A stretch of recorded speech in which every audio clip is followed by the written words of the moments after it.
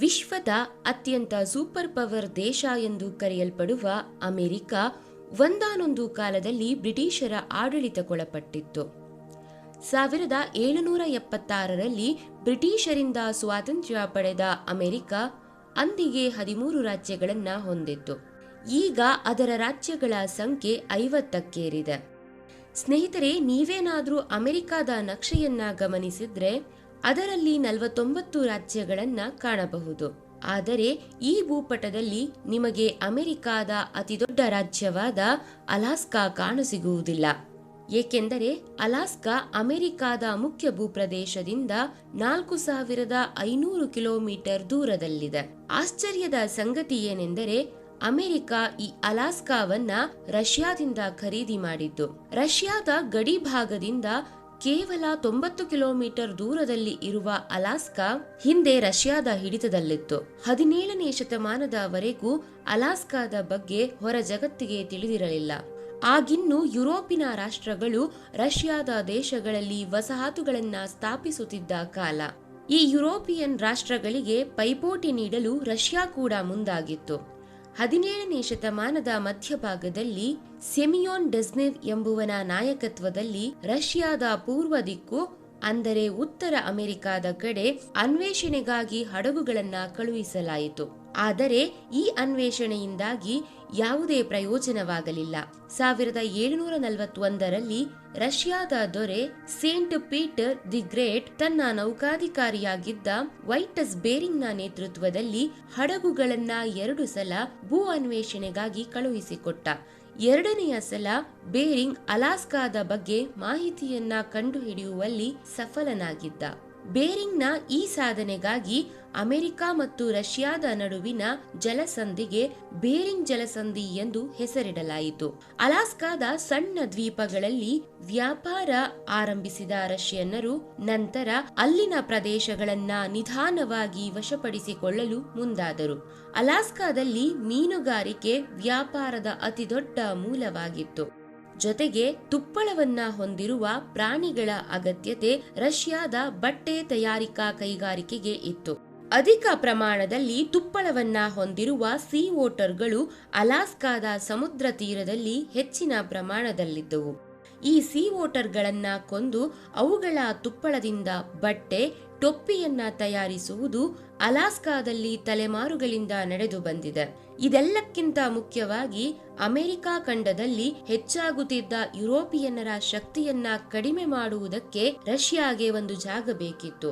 ಇದಕ್ಕಾಗಿ ಅಲಾಸ್ಕಾ ಅತ್ಯಂತ ಸೂಕ್ತವಾದಂತಹ ಸ್ಥಳವಾಗಿತ್ತು. ಆದರೆ ರಷ್ಯನ್ನರಿಗೆ ಕಂಟಕಪ್ರಾಯರಾಗಿದ್ದು ಅಲಾಸ್ಕಾದ ಮೂಲ ನಿವಾಸಿಗಳು. ರಷ್ಯನ್ನರು ಅಲಾಸ್ಕಾಗೆ ಬಂದಿಳಿಯುವ ಮೊದಲಿನಿಂದಲೂ ಅಲ್ಲಿ ಅಲ್ಯೂಟ್ ಜನಾಂಗ, ಎಸ್ಕಿಮೋ ಜನಾಂಗಕ್ಕೆ ಸೇರಿದ ಕೆಲವು ಬುಡಕಟ್ಟು ಜನರು ನೆಲೆಸಿದ್ರು. ಬುಡಕಟ್ಟು ಜನ ಮತ್ತು ರಷ್ಯನ್ನರ ನಡುವೆ ಹಲವು ಕಲಹಗಳು ಉಂಟಾದವು.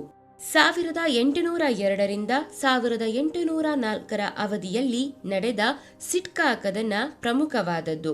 ಬುಡಕಟ್ಟು ಜನರು ರಷ್ಯಾದ ವ್ಯಾಪಾರ ಕೇಂದ್ರಗಳನ್ನ ನಾಶ ಮಾಡುತ್ತಿದ್ದರಿಂದ ರಷ್ಯಾ 1802ರಲ್ಲಿ ಅವರ ವಿರುದ್ಧ ಸಿಟ್ಕಾ ಕದನವನ್ನ ನಡೆಸಬೇಕಾಯಿತು. ಈ ಯುದ್ಧದಲ್ಲಿ ಗೆದ್ದ ರಷ್ಯಾ ಅಲಾಸ್ಕಾದ ಬಹುತೇಕ ಭಾಗಗಳನ್ನ ಆಕ್ರಮಿಸಿಕೊಂಡಿತು. ಅಲಾಸ್ಕಾದ ವ್ಯಾಪಾರ ವಹಿವಾಟು ನೋಡಿಕೊಳ್ಳಲು 1799ರಲ್ಲಿ ರಷ್ಯಾ ಅಮೆರಿಕನ್ ಕಂಪನಿ ಶುರುವಾಯಿತು. ಆದರೆ ದಿನ ಕಳೆದಂತೆ ರಷ್ಯನ್ನರಿಗೆ ಅಲಾಸ್ಕಾದಲ್ಲಿ ಆಡಳಿತ ನಡೆಸುವುದು ಕಷ್ಟವಾಯಿತು. ರಷ್ಯಾದ ರಾಜಧಾನಿಯಾಗಿದ್ದ ಸೇಂಟ್ ಪೀಟರ್ಸ್ಬರ್ಗ್ ಅಲಾಸ್ಕಾದಿಂದ ಬಹುದೂರದಲ್ಲಿತ್ತು.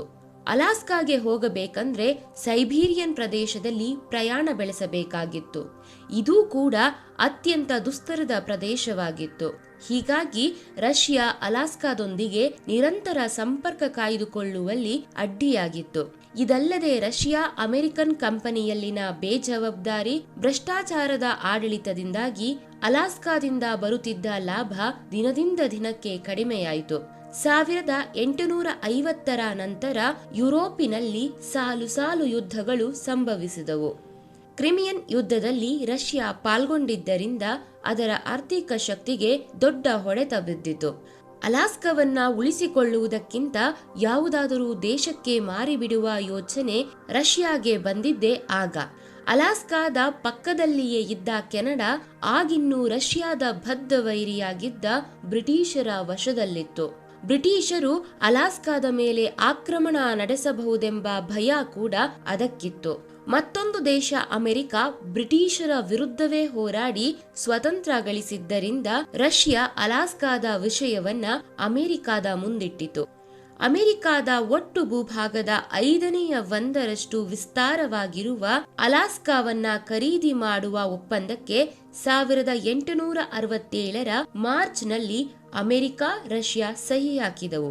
ಈ ಒಪ್ಪಂದದ ಪ್ರಕಾರ ಕೇವಲ $7.2 ಮಿಲಿಯನ್ ಗಳಿಗೆ 17 ಲಕ್ಷ ಚದರ ಕಿಲೋಮೀಟರ್ಗಳನ್ನ ಹೊಂದಿರುವ ಅಲಾಸ್ಕಾ ಅಮೆರಿಕಾದ ಪಾಲಾಯಿತು.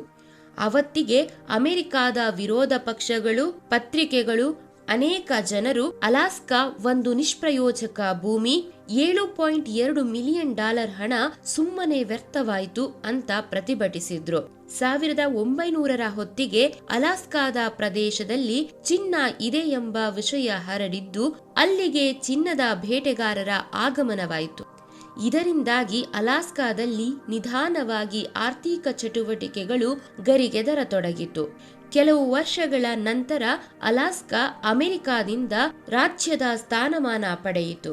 ಇಂದು ಇದೇ ಅಲಾಸ್ಕಾ ಅಮೆರಿಕ ಉತ್ಪಾದಿಸುವ ಒಟ್ಟು ಕಚ್ಚಾ ತೈಲದಲ್ಲಿ 25% ಭಾಗದ ಪಾಲನ್ನ ಹೊಂದಿದೆ. ಚಿನ್ನದ ಗಣಿಗಾರಿಕೆಯು ಅಲಾಸ್ಕಾದಲ್ಲಿ ನಡೆಯುತ್ತಿದೆ. 50% ಅಮೆರಿಕಾದಲ್ಲಿ ಸಾಗರ ಉತ್ಪನ್ನಗಳು ದೊರೆಯುತ್ತಿರುವುದು ಇದೇ ರಾಜ್ಯದಿಂದಾಗಿ. ನೈಸರ್ಗಿಕ ಸಂಪನ್ಮೂಲಗಳು ಅಲ್ಲಿ ಯಥೇಚ್ಛವಾಗಿದೆ.